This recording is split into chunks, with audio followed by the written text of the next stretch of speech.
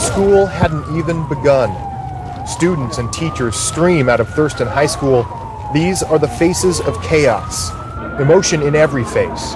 Disbelief, not only pain but confusion, tears, and a single question, why? Some of the injured leave walking. Others aren't so lucky. Rescue crews must carry more than a dozen others in stretchers. All this carnage from a few seconds of madness. Students say 15-year-old Kip Kinkel walked into a crowded cafeteria and just started shooting. He was only 15 years old, but by the time the police arrived, 2 of his classmates were dead, and 25 others were bleeding on the cafeteria floor. Hours earlier, he had murdered his own parents, calmly, methodically, and left a note saying he loved them. What happened in this small Oregon town wasn't just a school shooting. It was a chilling prelude to the mass shootings that would haunt America for decades to come. This is the true story of Kip Kinkel and the massacre that America almost forgot. Before the headlines, before the chaos in the cafeteria, before the gunfire echoed through Thurston High School, there was just Kiplin Philip Kinkel, a boy like any other living in a middle-class home in Springfield, Oregon. Quiet, awkward, a little different, but nothing that screamed killer, nothing that screamed monster, and yet what brewed inside him would leave a town shattered and a nation stunned.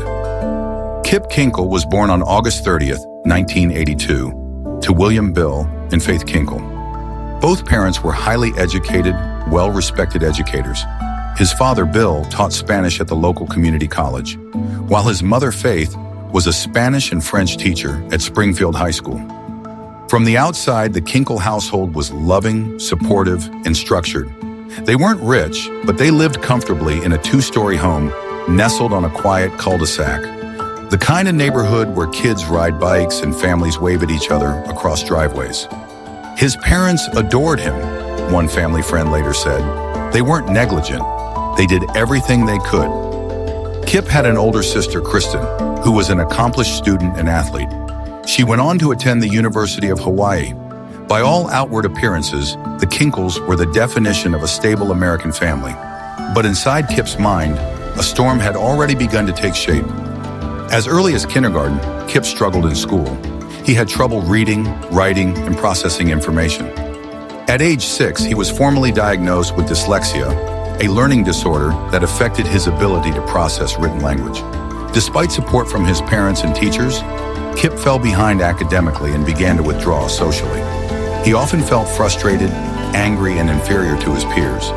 He lacked close friendships.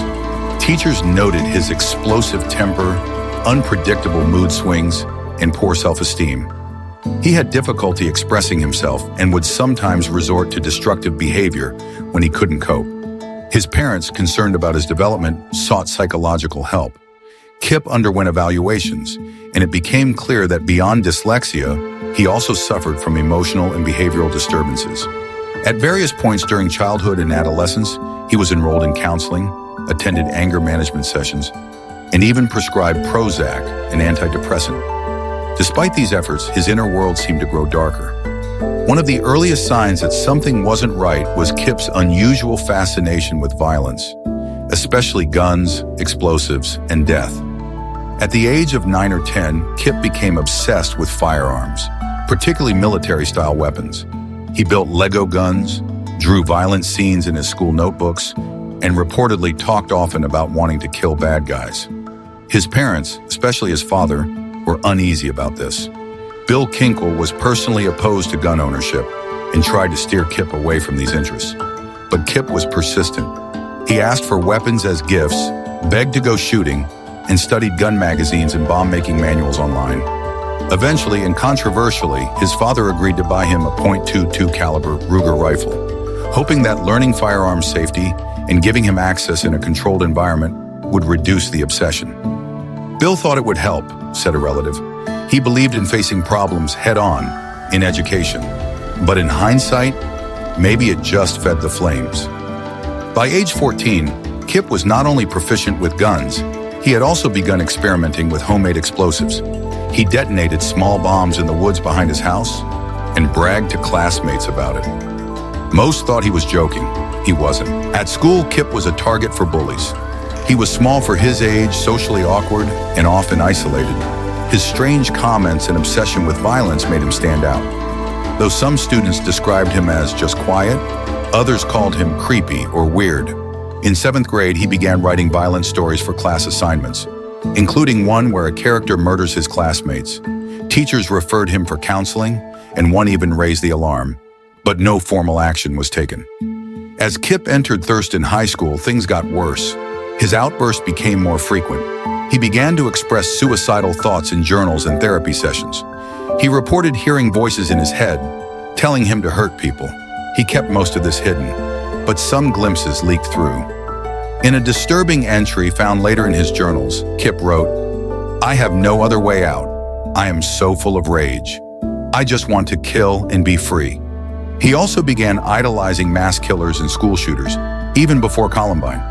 He obsessively watched violent films like Natural Born Killers, Reservoir Dogs, and The Basketball Diaries. To Kip, these were not just movies. They were blueprints. Through it all, his parents never gave up on him. They tried everything: therapy, medication, discipline, support. They loved him deeply, and perhaps that's the greatest tragedy of all. Bill and Faith Kinkel were not neglectful. They were not abusive. They were loving, involved, educated parents doing the best they could with a child who was mentally unwell and deeply disturbed, but it wasn't enough. So how does a boy raised in a good home, surrounded by love and support, end up murdering his parents and gunning down his classmates? What goes so wrong that no one sees it coming? In Kip Kinkel's case, the answers are as complex as they are heartbreaking. But one thing is clear: the warning signs were there, and soon they would explode into the deadliest school shooting Oregon had ever seen. By May 20th, 1998, Kip Kinkel had reached a breaking point, but no one could have predicted how that day would end. In the span of just a few hours, a troubled teenager would cross the final line and commit 2 murders that stunned his community and shocked the nation. It started early that Wednesday morning. Kip Kinkel arrived at Thurston High School carrying a concealed .32 caliber Beretta handgun that he had illegally purchased from another student. According to official reports, Kip had paid $110 for the weapon after telling the seller he needed it for protection. The gun was hidden inside a zippered pouch tucked into his locker. But at some point during the day, another student, the same one who sold him the gun, came forward and reported the transaction to school authorities. Kip was immediately pulled from class. The school's resource officer, Detective Al Worthen, searched Kip's locker and found the weapon. It was fully loaded. Kip was arrested on the spot and taken to the Springfield Police Department, where he was booked for possession of a firearm on school grounds, a felony offense. According to the official police report, Kip was cooperative, quiet, and unemotional during the arrest. He didn't struggle. He didn't cry. He didn't ask many questions. This was not Kip's first time in legal trouble. He had previously been arrested in 1997 for throwing a rock off an overpass and damaging a car. But this incident was far more serious. When his parents, Bill and Faith Kinkel, arrived at the police station, they were clearly distressed. Bill reportedly handled most of the discussion with officers. He expressed frustration and concern, but no anger. Faith, on the other hand, was shaken. She was emotional, visibly upset. Kip was released into their custody, pending further disciplinary action from the school. According to police and psychological records, Kip said very little on the way home. He reportedly sat silently in the back seat, staring out the window. But in his mind, something was unraveling, quickly and irreversibly. Later, Kip would say, "I felt like everything was going to be taken from me. My life was over." He feared he would be sent to juvenile detention, that his parents would never trust him again, that he'd be sent away, that he had finally destroyed any chance at a normal life. But what no one could predict, not the school, not the officers, and not even his parents, was how he would respond to that fear. By mid-afternoon, the Kinkels returned home. Kip was suspended from school indefinitely. His parents were now faced with an unimaginable crisis. Their 15-year-old son had just brought a loaded gun to school. Inside the home, the mood was tense. While there is no official recording of the argument that followed, investigators reconstructed much of what happened from Kip's later confession. According to Kip, he and his father argued for hours that afternoon. Bill Kinkel was firm, disappointed, and possibly even threatening disciplinary action, including the possibility of military school or long-term psychiatric care. Faith, though more compassionate, reportedly supported her husband's plan to impose serious consequences. Kip later told investigators, "I didn't want to go anywhere. I didn't want to be locked up. I felt like they were going to get rid of me." Kip believed his parents were planning to send him away, though no official evidence confirms whether that was true. Still, in Kip's mind, it was real enough. The fear of abandonment became a fixation. The tension reached its peak just after 3:30 p.m. Then it fell strangely silent. According to Kip's taped confession, his father was standing in the kitchen, reading a newspaper, when Kip retrieved a .22 caliber Ruger rifle from his room. The very same rifle his father had given him months earlier as a peace offering. Kip crept behind his father and pulled the trigger, one shot to the back of the head. Bill died instantly. Kip then dragged his father's body into the bathroom and covered it with a sheet. Blood smeared across the linoleum floor. He later claimed he sat next to the body for some time, processing what he had just done. Faith Kinkel arrived home shortly after 6:30 p.m. She had been teaching at Springfield High School that day and returned unaware that her husband was already dead inside the house. Kip met her in the garage. She stepped out of her car and walked toward him. According to his confession, she asked, "Where's your father?" He told her that he had done something terrible. She didn't understand, or didn't believe him. In that moment of confusion, Kip opened fire with the same rifle. He shot her multiple times, at least 3 times in the face and chest. She collapsed. Kip then dragged her body into the bathroom next to Bill's. He placed a sheet over her and later claimed to have kissed her on the forehead. After both murders, Kip sat down and began writing a handwritten confession note, one that was later recovered by investigators. The contents of that letter reveal a disturbed, conflicted young mind, one torn between guilt and detachment, confusion and rage. He wrote, "I have just killed my parents. I don't know what is happening. I love my mom and dad so much. I just couldn't let them send me away. I'm so sorry. I am a horrible person." And later, "God forgive me. I've lost control." Kip spent the rest of the evening alone in the house, with both bodies nearby. He listened to music. He tried, and failed, to write a suicide note. At some point, he attempted to rig a homemade bomb using components found in his room, but never followed through. Investigators later discovered multiple loaded weapons, explosive devices, and detailed plans in Kip's bedroom. That night, neighbors reported nothing unusual. No screams, no loud noises, no gunshots, likely muffled by the house's structure and distance. Kip never attempted to flee. He didn't hide the bodies. He didn't call the police. Instead, he made plans for the next morning. He packed his Ruger .22 rifle, a 9mm Glock pistol, the .32 Beretta, and over 1,100 rounds of ammunition into his bag. As the sun rose on May 21st, Kip was ready to carry out the next step, a school shooting that would etch his name into American tragedy. The nightmare wasn't over. In Kip's eyes, it had just begun. With his parents dead and his future destroyed, he chose to bring his pain to the place he knew best, the school halls he had once walked in silence. The next morning, the students of Thurston High would wake up, eat breakfast, and walk straight into the deadliest school shooting Oregon had ever seen. Thursday, May 21st, 1998. The final school bell would never ring that day. What started as a normal morning at Thurston High School, backpacks slung over shoulders, sleepy students chatting in the halls, would become one of the most violent school shootings in American history. Just before 8 a.m., Kip Kinkel left his home on Darlene Lane. Inside, both of his parents lay dead. Their bodies were hidden under blood-soaked sheets in the bathroom. In his possession were 4 firearms: a Ruger .22 semi-automatic rifle, a .22 caliber pistol, a 9mm Glock, a .32 caliber Beretta. Along with these weapons, Kip carried over 1,100 rounds of ammunition in his backpack and coat pockets. He wore a long trench coat, similar to what other school shooters would be infamously remembered for, but Kip wore it before Columbine. He walked to school alone. It was still early. Around 7:55 a.m., students were just gathering inside the cafeteria. Some were grabbing breakfast, others were chatting in small groups. It was a normal, sleepy start to the day. Kip entered quietly through a side door. The trench coat didn't raise alarms. Some students thought it looked strange, but it was Kip. He was always a little off. No one expected what came next. At 7:57 a.m., Kip pulled out the Ruger .22 semi-automatic rifle and began firing. The first shot hit Ben Walker, 16 years old. The bullet struck his head. He collapsed instantly, later pronounced brain dead at the hospital. A second later, Mikael Nicolason, 17, was shot and killed. He had no time to react. He died where he stood. Then came chaos. Students screamed. Some dropped to the floor. Others sprinted toward the exits.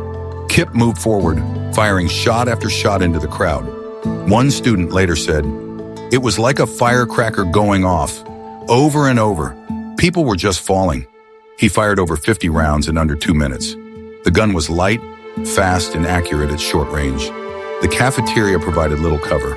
Amid the chaos, many students were shot. Some in the arms and legs as they fled, others hit in the chest or back. 25 people in total were wounded by the end of the attack. Some injuries were life-threatening.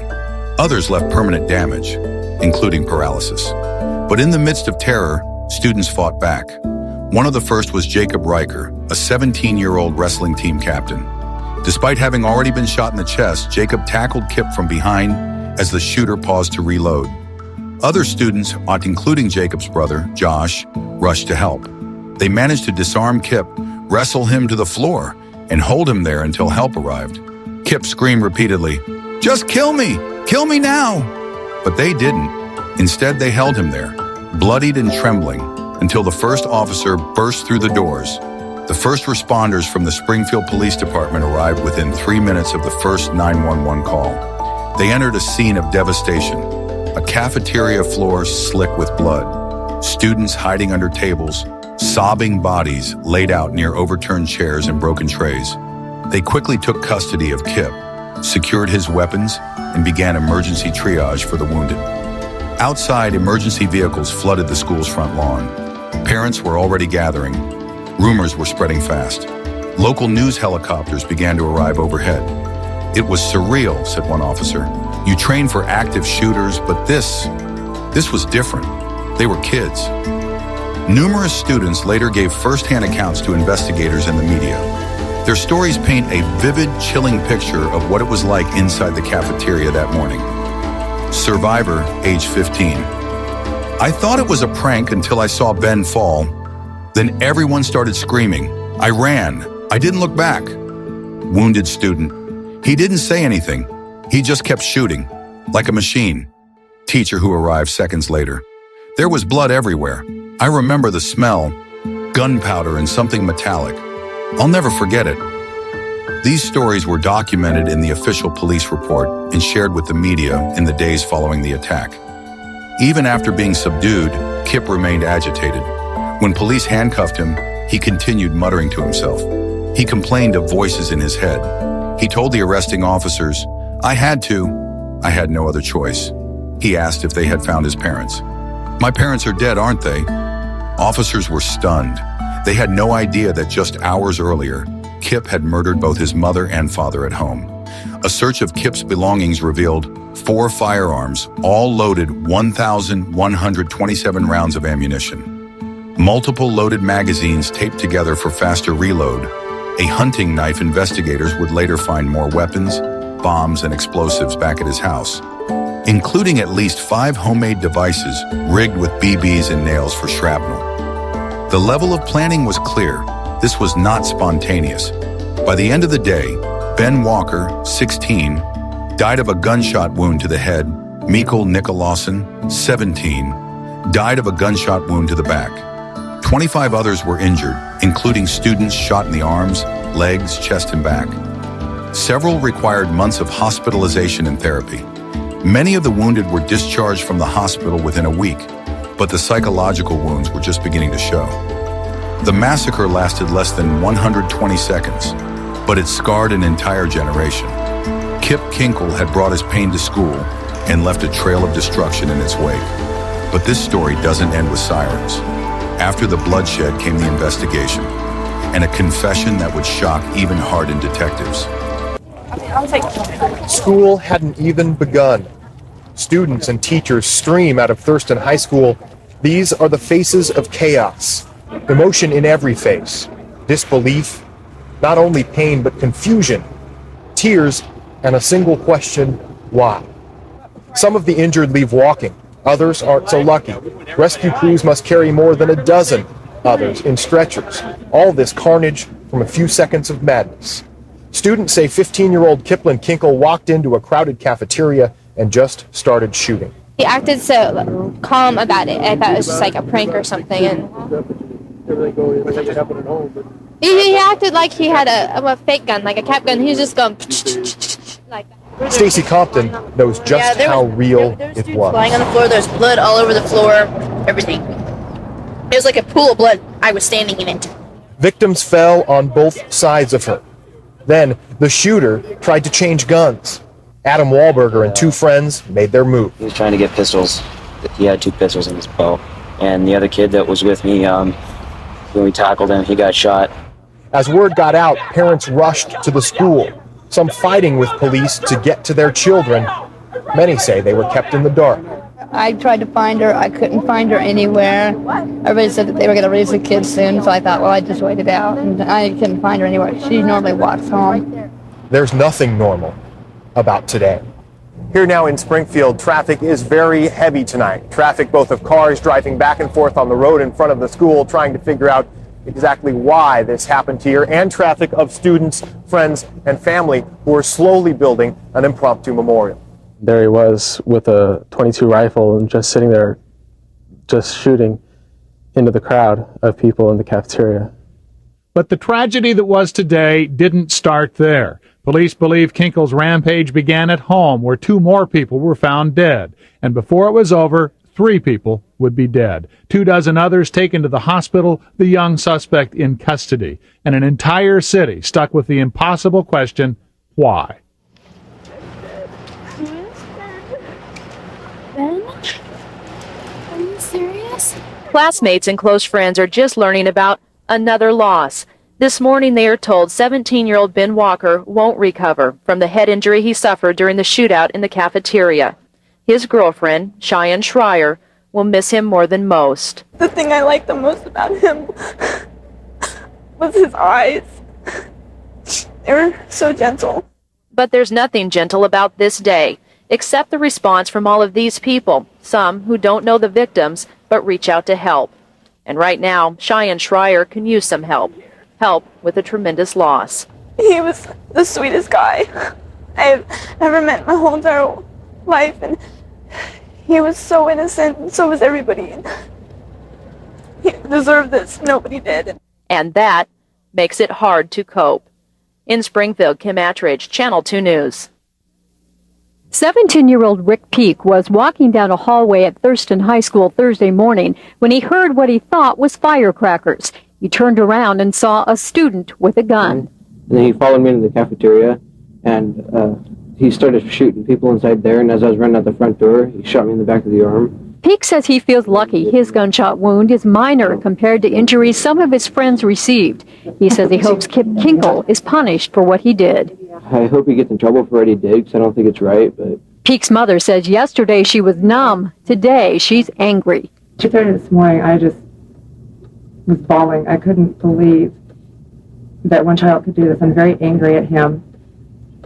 I'm very angry with the system because they didn't do anything to stop him, and it could have been prevented. Rick Peak is now out of the hospital and wants to do what many teenagers like to do, get some sleep.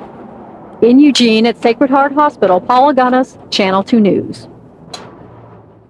At 1:51 p.m. and next to me is Kinkel, Kinkel, and this is basically going to be a walkthrough on a video of an incident that occurred at Thurston High School at 333 North 58th Street, Springfield, Lane County, Oregon. You understand that we're going to be videotaped, and the videotape can be turned on and off at various points, and you got so much ground to cover. You understand that? Okay. When you arrived here at school this morning, you arrived here, you told me a little before 8, is that correct? Okay, where did you park? Okay. Okay, we're standing on the north side of the school grounds at Thurston High School, just west of the tennis courts. And where Kip parked his mother's Ford Explorer, is that correct? It would be down and beyond what you can see the asphalt down there, right? Somewhere in the area of 61st and E Street, is that correct? Okay. You weren't dressed like that when you came to school. You weren't dressed like this when you came to school. Right. Okay. What? You had a long trench coat on, is that correct? Then you had kind of tan tacky pants, is that correct? Okay. And were you armed? Yes. Okay. And He's gonna have to speak up. He's gonna have to speak up a little bit. yes. I had 5. You had 5 weapons. You had 2 knives. Is that correct? And you had 3 firearms. Is that correct? And one of those firearms, you know, Glock 19 semi-automatic pistol. Is that correct? And the other was a 22 semi-auto Ruger 22 caliber pistol. Is that correct? And the third one was a 1022 Ruger semi-automatic rifle. That's it. Yeah. So these weapons loaded. Okay. And you had all the weapons on you when you walked them down there, the right there. Yeah. And where were they at? Yes. You have them concealed, or were you carrying them out? Okay. All right. So you walked this drive or this path up to the north entrance of the school. Is that good? Okay. So why don't we go ahead and walk towards that entrance a bit? Yeah, Kip, the tape should turn back on. The time now is at 1:55 p.m. I want you to just turn around and look back across the parking lot to that kind of orange gate over there. That's the gate you came through, right? And tell me how you came through the parking lot there. Well, just walk. Did you kind of hide between cars or anything like that? Were there any cars here? You were walking or were you running? Or okay. And did you come up to this breezeway where we're at right now? Okay. Can you tell us what happened from this point in the breezeway? Okay.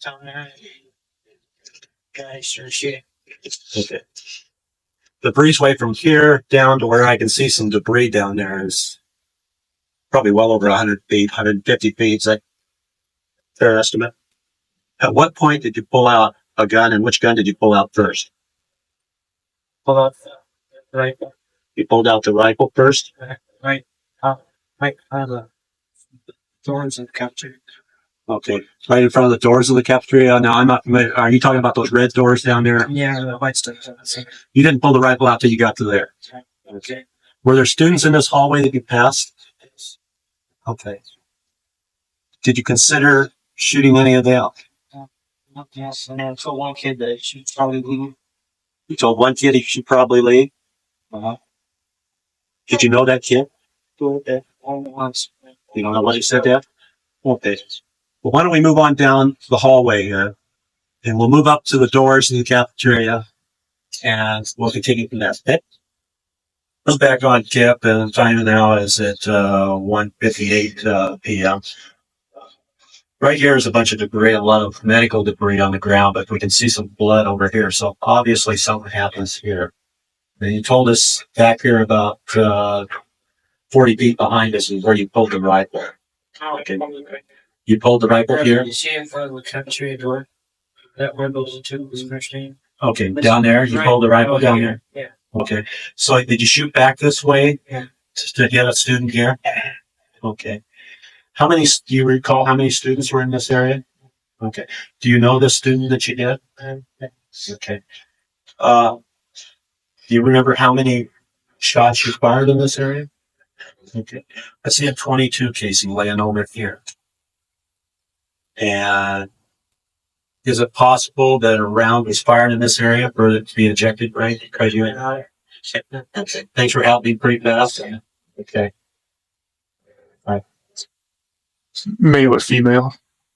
You remember if the student was male or female? You know, so by the hat, it's male. Let me ask you this: was a student's face visible, or was it a blur to you? You don't remember. All right. All right. Let's move down. Which way did you go from here? To the cafeteria, down near where those people are standing? Okay. Back on, it's now to the, we're standing just inside the northeast doors of Thurston High School cafeteria. Just prior to coming in, and it's too dark to see, in the hallway outside, there was another spot just a few feet north of the door here, with kind of a bloody towel and stuff there. Do you remember a student getting shot there? No. Okay. As we're in the cafeteria here, I see a number of 22 cases. Are you still shooting the 10-22 rifle? Yes. At this point? Okay. We're just inside the door. Do you start shooting from this point? Yes. Okay. So you start shooting the minute you come in the door. And where are most of the students? Out in the area where the tables are set up over here? Do you know any of these students, or do you recognize any of them right off? Okay. So, if Rick could keep the camera moving and just kind of swivel with us, why don't you walk me through this line of spent cartridges here and kind of tell me at what point do you change weapons, or do you change weapons, or at what point do you reload? Can you do that?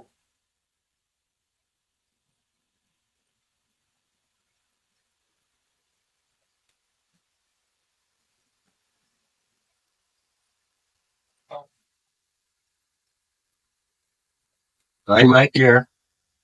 I remember because everyone's on top of me here. I remember. Everybody was on top of you right here? Yeah. Okay. But you're still shooting with the rifle? You think so? Did you ever change guns? I think I struggled to get them, but I don't know if I shot them. You were struggling to get another one out? Yeah. Which one would that have been? I don't know. It's always the Glock? The Glock's the 9mm, right? Right. How about the 22 Ruger semi-auto pistol? Just take it off, right? Okay. Now I see over here there's like these places marked on the floor and some spent cartridges. Do you recall going to the west side of the cafeteria at all and shooting back this way? Did you ever leave the cafeteria? No. You didn't go out into the commons area or anything like that?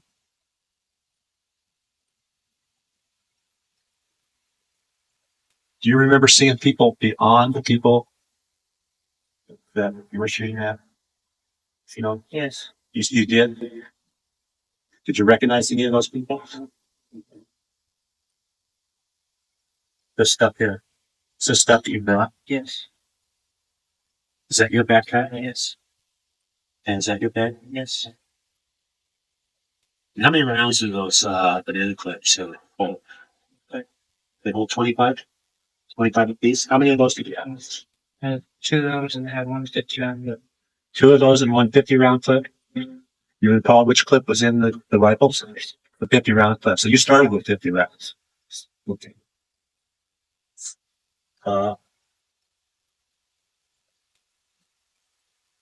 Why did you do this? I had no other choice. You had no other choice. Did any of these students make you upset or anything? Is there any more area around the school that we need to walk to and talk about? No.